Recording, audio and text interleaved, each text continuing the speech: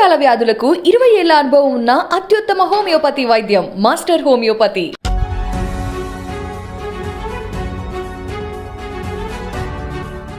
నమస్తే, నేను Kavitha. Welcome to I dream news.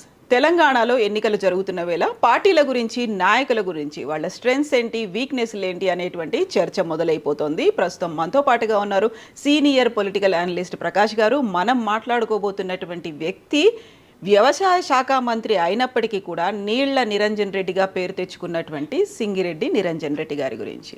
Prakash గారు, సింగిరెడ్డి నిరంజన్ రెడ్డి అగ్రికల్చర్ మినిస్టర్, కాకపోతే వనపర్తిలో అక్కడ ఉన్నటువంటి ఉమ్మడి పాలమూరులో ఆయన నీళ్ల నిరంజన్ రెడ్డిగా పిలుస్తూ ఉంటారు. ఈ బ్యాక్గ్రౌండ్ ఏంటి అసలు? ఆయన గురించి మనం అంటే నీళ్ళ నిరంజన్ రెడ్డి అనేది ఎందుకు వచ్చింది అంటే, ఆయనకు బాగా ప్యాషన్ నీళ్ళు అంటే. పాలమూరు కోస్ట్ అంతా కూడా నీళ్లతో ముడిపడి ఉందని బాగా నమ్మిన వ్యక్తి. కాబట్టి ఆయన పార్టీలోకి వచ్చినప్పటి నుంచి కానీ, అంతకంటే ముందు టీడీపీలో ఉన్నప్పుడు కానీ, ఆ పాలమూరు గోస తీరాలంటే నీళ్ళే కావాలి అనేది ప్రధానంగా. ఎందుకంటే తలాపున కృష్ణానది పారుతున్నా కూడా ఎవరికి పొలాల్లోకి నీళ్ళు వస్తలేవు. ఆ ఆకాంక్ష నుంచి పాలమూరుని ఎట్లా బయటపడేయాలనే కాడి నుంచి ముఖ్యమంత్రి గారితో ఆయనకున్న సన్నిహిత సంబంధాల వల్ల ఆయన ఆ ప్రతిపాదనలు అన్నింటిలో భాగం కావడం, ఆ ప్రాజెక్టులు సత్వరం పూర్తి కావడానికి కావాల్సినంత ఆయన కాంట్రిబ్యూట్ చేయడం, తర్వాత కేవలం ప్రాజెక్టులలో నీళ్ళు రావడమే కాదు, ప్రతి చెరువు నిండాలి అనే ఒక సంకల్పం. మహబూబ్నగర్లో చాలా చెరువులు ఉంటాయి. ఆ ప్రతి చెరువు కూడా వీటిని అనుసంధానం చేయాలి, ఎత్తిపోయాలి. మండు వేసవిలో కూడా నిండు చెరువులు అలుగు దునుకుతున్నాయంటే అది నిరంజన్ రెడ్డి కృషి అని చెప్పక తప్పదు. ముఖ్యమంత్రి గారు అన్ని ప్రాంతాల్లో చేసినా కూడా ఈయనే ప్రత్యేకంగా శ్రద్ధ తీసుకొని చేయించాడు. కాబట్టి ఆయనను అక్కడ ప్రజలు నీళ్ళ నిరంజన్ రెడ్డి అనే అంటారు. దాంతోపాటుగా ఆయనకు సాహిత్య పిపాస ఎక్కువ. ఆ నీళ్ళ మీదనే కొన్ని గ్రంథాలు ఆయన వెలువరింపజేశాడు.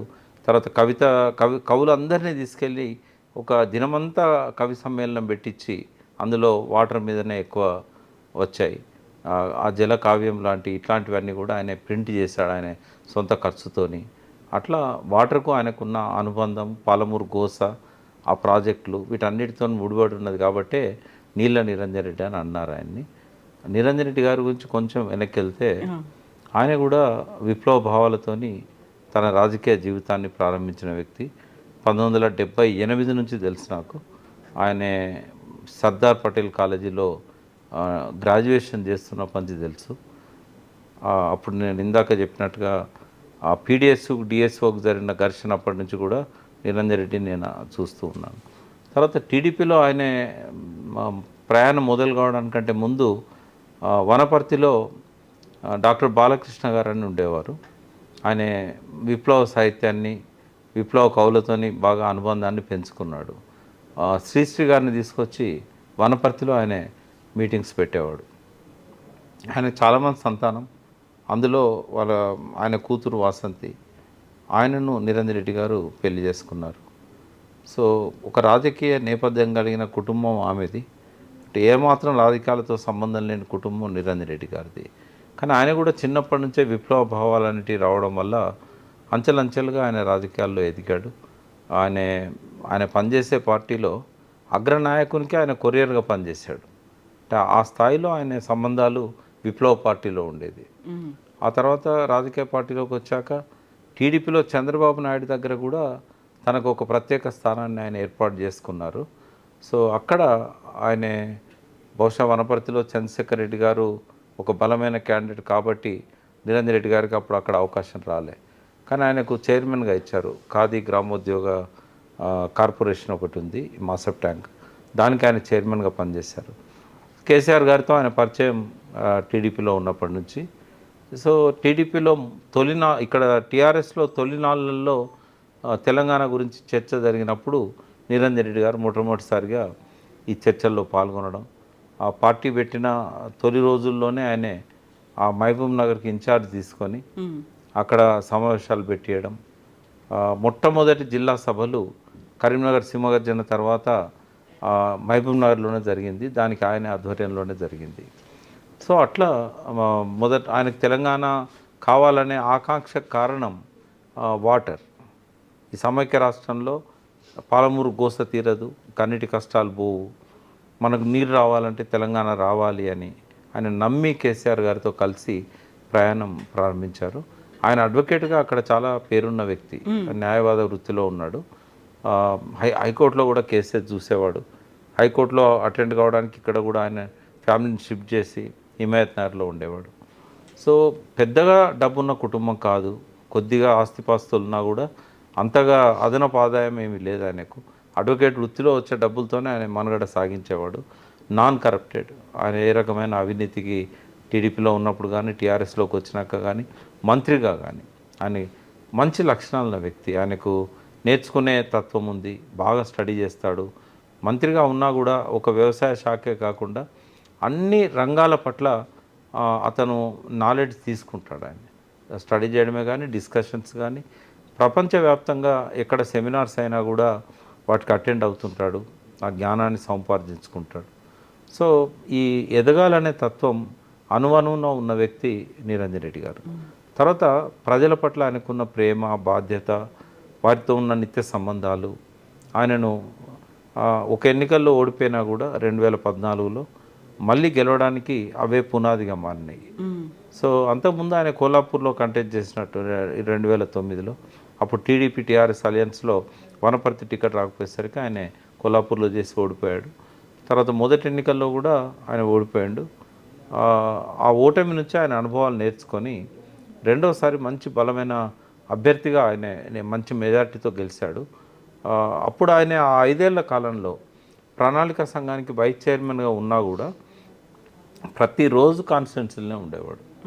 ప్రతిరోజు ఏదో ఒక ఊరికి పోయి అక్కడ ప్రజల సమస్యలు తెలుసుకుంటుండేవాడు.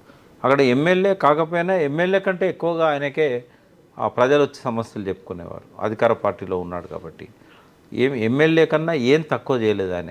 ఎమ్మెల్యే కాకపోయినా ఒక క్యాబినెట్ మినిస్టర్ స్థాయిని ముఖ్యమంత్రి గారు ఆయనకి ఇచ్చారు. సో ఇంకొక పక్కన కేసీఆర్ గారితో ఆయనకున్న సంబంధాలు, కేసీఆర్ గారు బాగా ఇష్టపడే రాజకీయ నాయకుల్లో నిరంజన్ రెడ్డి ఒకరు. ఆయన బిహేవియర్ కానీ యాటిట్యూడ్ కానీ మాట్లాడేటప్పుడు ఆయనకున్న నాలెడ్జ్, పరిపక్వత, విషయాలను అర్థం చేసుకునే ఇదంతా కూడా కేసీఆర్ గారికి నచ్చేది. చాలాసార్లు మంచి సలహాలు కూడా నిరంజన్ రెడ్డి ఇస్తుండేవాడు. సో నిరంజన్ రెడ్డి గారు టీఆర్ఎస్లో మొదటి నుంచి కూడా టాప్ 5 ఒక వ్యక్తిగా ఉన్న వ్యక్తి. సో అందుకే ఆయన గెలవగానే మొదటిసారి ఆయనకు వ్యవసాయ శాఖ మంత్రిగా ఇచ్చారు. వ్యవసాయం బహుశా ఆయనే కావాలని తీసుకున్నాడేమో, ఎందుకంటే వ్యవసాయం అంటే బాగా ఇష్టం ఆయన. అంతకుముందు పోచారం శ్రీనివాసరెడ్డి గారు ఒక రైతుగా ఆయన చూస్తేనే పోచారంలో ఒక రైతుగా కనబడతాడు పంచకట్టుతో. నిరంజన్ రెడ్డి గారు కూడా ఎప్పుడైతే వ్యవసాయ శాఖ వచ్చిందో ఆయన కూడా పంచకట్టుతోనే కనబడుతున్నాడు. అంటే ఒక నిండు రైతు విగ్రహం ఆయన లోపల మనకు కనబడుతూ ఉంది. సో రైతుల కోసం కూడా బాగా ఆలోచిస్తూ రకరకాల క్లస్టర్స్ని ఏర్పాటు చేయడంలో, అగ్రికల్చర్ ఎక్స్టెన్షన్స్ ఆఫీసర్స్ వాళ్ళ ట్రైనింగ్స్, వీటన్నిటి విషయాలలో కూడా అద్భుతంగా ఆయన తన శాఖకు న్యాయం చేస్తున్నాడమ్మా. మంచి ఎదిగే లక్షణాలు ఆయన లోపల పుష్కలంగా ఉన్నాయి. సో వకీల్ నుంచి వనపర్తికి ఎమ్మెల్యేగా ఎదిగారు. అప్పుడు మీరు ఇప్పుడు ఒక మాట అన్నారు, చాలా దగ్గరి అనుబంధం ఉంది సీఎం కేసీఆర్తో. ఇక్కడ చాలా క్లియర్గా ఒక మాట చెప్తూ ఉంటారు, వనపర్తి అనేది ఏకైక నియోజకవర్గం అయినప్పటికీ కూడా దాన్ని జిల్లాగా ఏర్పాటు చేయడంలో కీలక పాత్ర వహించింది నిరంజన్ రెడ్డి అనేది. అవును, ఆయనకేంటంటే ఆయన అక్కడ అనౌన్స్ చేశాడు, నేను కొత్త జిల్లాల ఏర్పాటులో వనపర్తిని కూడా జిల్లాకు చేస్తామని. వాస్తవంగా చిన్న జిల్లానే అది, బట్ ఆయన ఆ చిన్న జిల్లా అయినా కూడా ఆయన అనుకున్న పట్టును ముఖ్యమంత్రి గారి దగ్గర సాధించుకోవడంలో ఆయన కృతకృత్యులయ్యారు. ఆయన పట్టుదలకు అది ఒక నిదర్శనం అని కూడా చెప్పొచ్చు. అంటారు కదా, ఇచ్చిన మాట తప్పని మడమ తిప్పని వ్యక్తి అని. అట్లా నిరంజన్ రెడ్డి గారు కూడా తను అనుకున్న దాన్ని ముఖ్యమంత్రి గారితో ఉన్న సన్నిహిత సంబంధాల వల్ల సాధించుకున్నారు. ఇప్పుడు కూడా ఒక బలమైన నాయకుడుగా ఆ జిల్లాలో, అంటే ఒక్క వనపర్తినే చూడొద్దు, నిరంజన్ రెడ్డి గారి ప్రభావం పాత మహబూబ్ నగర్ మొత్తం జిల్లా మీద ఉంది, 14 నియోజకవర్గాల మీద ఉంది. ఆయన ఒక రాష్ట్ర స్థాయిలో ఎదిగిన వ్యక్తి, అన్ని జిల్లాల్లో ఆయన ప్రభావం ఉంటుంది. ఆయన గెలుపు అనేది నల్లేరు నడకే. ఈసారి 2 బలమైన అభ్యర్థులు ఉన్నా కూడా ఆయన అక్కడ ఢీకొనే స్థాయిలో వాళ్ళు లేరు ఇప్పుడు. ఇదివరకు చిన్నారెడ్డి కానీ చంద్రశేఖర్ రెడ్డి గారు కానీ ఇద్దరికి మంచి పేరుంది, 2 నాన్ కరప్టెడ్, 2 ప్రజలతో బాగా దగ్గరగా ఉండే వ్యక్తులు, అందరూ మంచి క్యాండిడేట్లు ఉండే నియోజకవర్గం మనకు వనపర్తి. అందులో నుంచి ఇప్పుడు నెక్క రావడం ఆయన కష్టమేం కాదు. బలహీనతల దగ్గరికి వచ్చినప్పుడు ఏంటంటే నిరంజన్ రెడ్డి గారికి చాలా కష్టాలను ఎదుర్కొన్నాడు. ఆర్థిక సమస్యలు చాలా, ఇప్పటికి కూడా ఆయన పెద్దగా డబ్బు సంపాదించినట్టుగా ఆయన మీద ఆరోపణలు ఏం లేవు. కాకపోతే బీజేపీ లీడర్ రఘునందన్ రావు అయితే చాలా క్లియర్గా చెప్పాడు, అన్నింటినీ ఆక్రమించుకున్నారని, ఫామ్ హౌస్లు నిర్మించుకున్నారు అనేది. అవన్నీ కొట్టేశారు, ఎందుకంటే ఆయన ఆన్సర్ ఇచ్చాడు మీడియా ముందుకు వచ్చి, అన్నిటికీ ఆధారాలు చూపెట్టాడు. ఇది కొన్నదే తప్ప కొట్టేసింది కాదు అనేది, పట్టా ల్యాండ్సే అవన్నీ కూడా, గవర్నమెంట్ ల్యాండ్స్ కాదు అని. ఈ రోజు వరకు కూడా ఆయన మీద ఎటువంటి ఒక రఘునందన్ చేసిన ఆరోపణలు అవి ఆయనకెవరో కరెక్ట్ ఇన్ఫర్మేషన్ ఇవ్వకపోవడం వల్ల జరిగి ఉంటుంది. బట్ నేనైతే బలంగా నమ్ముతున్నాను, బాగా సన్నిహితంగా ఉండే వ్యక్తిని నేను నిరంజన్ రెడ్డి గారితో. నాకు మంచి మిత్రుడు. ఈ బీఆర్ఎస్లో ఎవరికి లేని పరిచయం నాకు ఆయనతోని దశాబ్దాల నుంచి ఉంది. ఆయన వాళ్ళ కుటుంబ సభ్యులను చూసినా కూడా మొదటి నుంచి కూడా కష్టాలతో గడిపిన వ్యక్తులు. 3 అమ్మాయిలు ఆయనకు, 2 న్యూజిలాండ్ ఆస్ట్రేలియాలో ఉంటారు. సో ఇప్పటివరకు కూడా పెద్దగా ఆయన ఆర్థికంగా ఎదిగినట్టుగానైతే నాకు ఎక్కడ ఆధారాలు కనబడలేదు. మనిషి లోపల కూడా ఆ గర్వము, అవన్నీ డబ్బుతో వచ్చే గర్వం ఉంటుంది, అదేం కనబడదు మనకు. రెండవది, ప్రతిసారి ఇబ్బందులు పడుతూనే ఉంటాడు ఫైనాన్షియల్గా. ఆ డబ్బు సంపాదించుకోవడం అనేది రాజకీయాలలో కామన్ అయినా కూడా అది ఆయన బలహీనతనాలనా లేకుంటే దాన్ని మెయింటైన్ చేస్తున్నందుకు ఆయన రాజకీయంగా బలమనాలన్నా అర్థం కావట్లేదు. బట్ డబ్బు అయితే ఉండాలి, ఉండకపోతే కష్టాలు తప్పవు. ఆయన పిల్లల్ని ఎంత కష్టపడి న్యూజిలాండ్ పంపాడు, అక్కడ ఎంత కష్టపడ్డారో అన్నీ తెలుసు నాకు. కొన్ని నేను షేర్ చేసుకోలేను. ఒక్కోసారి పోయి 6 నెలలు 8 నెలలు నిరంజన్ రెడ్డి అక్కడ ఉన్నప్పుడు కూడా చాలా కష్టపడ్డాడు, చాలా ఇబ్బందుల నుంచి వచ్చాడు. బట్ మనిషి లోపల మంచి లక్షణం ఏంటంటే ఆ ప్రేమ గుణం. ఎవరితోనైనా మంచిగా ప్రేమగా మాట్లాడడం, ఎవరు ఏ సమస్య తీసుకెళ్ళినా కూడా దాన్ని పట్టించుకోవడం, పరిష్కరించే దిశగా ఆయన ఎంతవరకు చేయగలుగుతా అంతవరకు చేయడం, ఆ కార్యకర్తల ప్రేమాభిమానాలను పుష్కలంగా పొందుతున్న వ్యక్తి ఆయనే. మహబూబ్ నగర్ పుట్టిన గడ్డకు నిజంగానే మహబూబ్ నగర్ అంటే అందరికీ కన్నీళ్లు పెట్టుకునే పరిస్థితి. అటువంటి జిల్లాకు నిరంజన్ రెడ్డి రావడం వల్ల, ఆయనకు ముఖ్యమంత్రి గారికి ఉన్న సన్నిహిత సంబంధాల వల్ల ఇవాళ పాలమూరు రంగారెడ్డి శరవేగంగా ముందుకు పోతున్న, ఆ కుట్రలను కుతంత్రాలను ఎదిరించి ఆ ప్రాజెక్టును సాధించుకోవడంలో కానీ, నీళ్లకు అక్కడ ప్రాధాన్యతని ఇవ్వడంలో కానీ, తన శాఖకి ఇచ్చే ప్రాధాన్యత కంటే ఆ జిల్లాలో నీళ్ళకు ఆయన ఎక్కువ ప్రాధాన్యత ఇచ్చాడు. వీటన్నిటిని చూసినప్పుడు ఏంటంటే ఒక మంచి రాజకీయ నాయకునికి ఉండాల్సిన అన్ని లక్షణాలు నిరంజన్ రెడ్డి గారికి ఉన్నాయి. పెద్దగా అత్యాశకు పోయే వ్యక్తి కూడా కాదు. ఆయన అడిగితే ఇచ్చింది కూడా కాదు ముఖ్యమంత్రి మంత్రి పదవి. ఆయన లోపల ఆ మంచి గుణాలు ఉన్నాయి కాబట్టి చూసి, ఎందుకంటే అప్పర్ క్యాస్ట్లో చాలామంది కాంపిటీటర్స్ ఉంటారు, అయినా కూడా ఆయన తెచ్చుకోగలిగాడు. సో ఇప్పటికీ కూడా ఈ 23 ఏళ్ల ప్రస్థానం ముఖ్యమంత్రి గారితో, అంత టీడీపీ పక్కకు పెడితే టీఆర్ఎస్లో ఏనాడు కూడా ముఖ్యమంత్రి గారు ఒక వ్యక్తిగత కామెంట్ ఆయన మీద నెగిటివ్గా చేయలేదు. నేను ఆయనతో ఉన్న రోజుల్లో కానీ ఇప్పుడు కూడా ఆయన అభిమానాన్ని చూరగొనడం అనేది అందరికి సాధ్యం కాదు. అటువంటిది ఆయన సక్సెస్ అయ్యాడు. ఫ్యామిలీ లైఫ్లో కొంత ఆయన ఇబ్బందులు ఎదుర్కొన్నప్పుడు పిల్లల్లో కానీ అంతటా కూడా కొంత వ్యతిరేకత రావచ్చు, నాన్న సంపాదిస్తలేడని. కానీ ఆయన నియమాలకు లోబడి ఆ బిట్వీన్ ద లైన్స్ ఎదిగిన వ్యక్తి ఆయన. పెద్దగా బలహీనతలు అయితే లేవమ్మా. చాలామంది రాజకీయ నాయకులకు లేని మంచి లక్షణాలు ఆయన లోపలనే. ఇవాళ రేపు ఎవరు చదవరమ్మా, నోటికి వచ్చినట్టు మాట్లాడతారు. ఆయన ఏం మాట్లాడినా కూడా అర్థవంతంగా మాట్లాడతాడు, ఆలోచించి మాట్లాడతాడు, అధ్యయనం చేసి మాట్లాడతాడు. అట్లా నిరంజన్ రెడ్డి మంచి వాగ్దాటి ఉన్న వ్యక్తి కూడా. ఆయన ఏ విషయాన్నైనా అనలైజ్ చేసి స్పష్టంగా చెప్పగలుగుతాడు, అసెంబ్లీలోనే కానీ ఉపన్యాసాలలో కానీ ఎక్కడైనా కూడా. సో తనతో ఉన్న వాళ్ళందరి క్షేమాన్ని చూసుకునే వ్యక్తి ఆయన. నమ్మిన వాళ్లకు ఎప్పుడు మేలు చేసే వ్యక్తి. ఇంకా వ్యక్తిగతంగా ఎటువంటి బలహీనతలు నాకు కనబడలేదు. ఆయనకి స్మోకర్ కాదు, ఆయన డ్రింక్ తీసుకోడు, ఏ రకమైన బలహీనతలు నాకు కనబడలేదు ఆయన లోపల.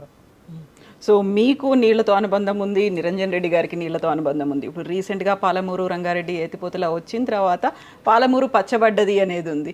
అది ఎంతవరకు ఆయనకు పనికొస్తుంది, ఎలా ఫ్యూచర్ అనేది పాలమూరులో ఉందంటారు?